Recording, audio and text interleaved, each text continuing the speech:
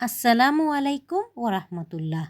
রমজানের শেষ দশকে আমরা সবাই আল্লাহর কাছে হাত তুলি, চোখের পানি ফেলি, কিন্তু আমাদের মনে একটা বড় প্রশ্ন বারবার উকি দেয়। আমি এত দোয়া করছি, তবুও আমার দোয়া কবুল হচ্ছে না কেন? অনেকেই রমজানের শেষ দিকে এসে হতাশ হয়ে পড়েন, ইবাদতে অলসতা চলে আসে। প্রিয় ভাই ও বোনেরা, দোয়া কবুল না হওয়ার পেছনে আমাদের নিজেদেরই কিছু ভুল লুকিয়ে আছে। আজ আমরা আলোচনায় বিস্তারিত জানব রমজানের শেষে আমরা ঠিক কোন ভুলগুলো করছি এবং কিভাবে দোয়া করলে আল্লাহ কখনোই ফিরিয়ে দেন না। আজকের এই ভিডিওটি আপনার দোয়া করার ধারণা বদলে দেবে ইনশাআল্লাহ। এই আলোচনাটি অত্যন্ত গুরুত্বপূর্ণ। আপনি যদি চান আপনার এই রমজানের দোয়াগুলো বৃথা না যাক, তবে ধৈর্য ধরে শেষ পর্যন্ত আমাদের সাথে থাকুন।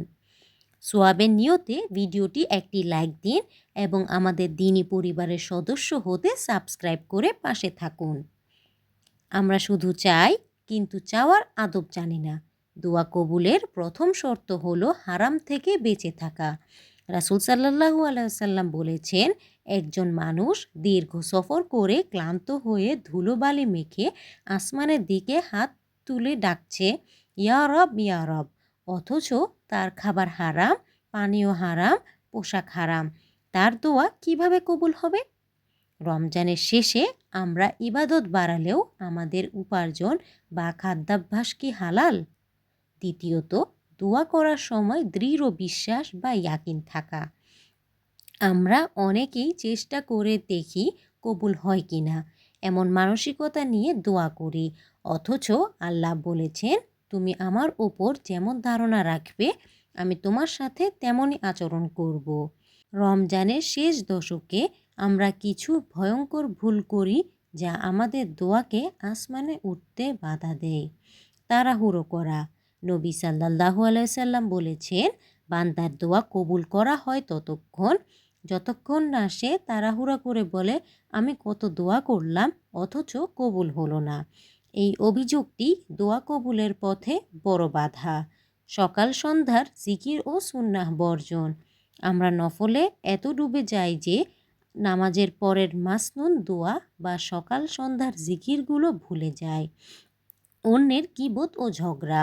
সারা রাত জায়নামাজে বসে চোখের পানি ফেললেন, অথচ সেহরির সময় কারো গীবত করলেন বা পরিবারের কারো সাথে খারাপ ব্যবহার করলেন। এই আচরণ আপনার দোয়াকে ধ্বংস করে দেয়। মোবাইল ও শপিংয়ের ব্যস্ততা। কদরের রাতেও অনেকে শপিং বা সোশ্যাল মিডিয়া নিয়ে ব্যস্ত থাকেন।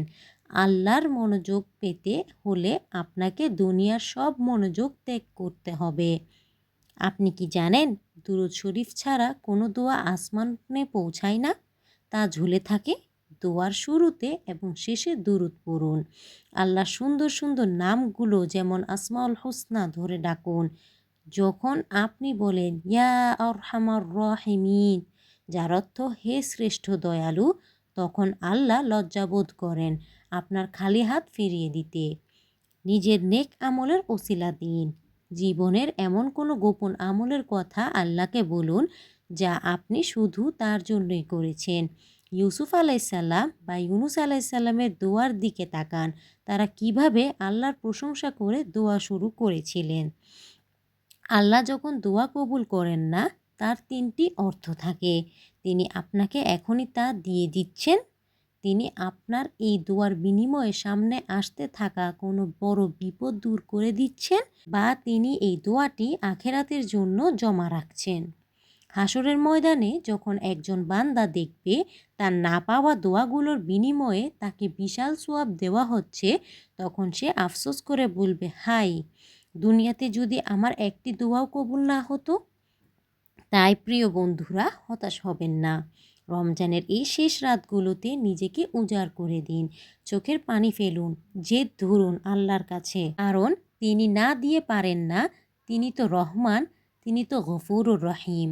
প্রিয় দর্শক, আজকের এই আলোচনায় যদি আপনার মনে দোয়ার প্রতি নতুন আশা জাগিয়ে থাকে, তবে আপনার কাছে আমার একটি বিনীত অনুরোধ, এই ভিডিওটি আপনার বন্ধু ও পরিবারের সাথে শেয়ার করুন।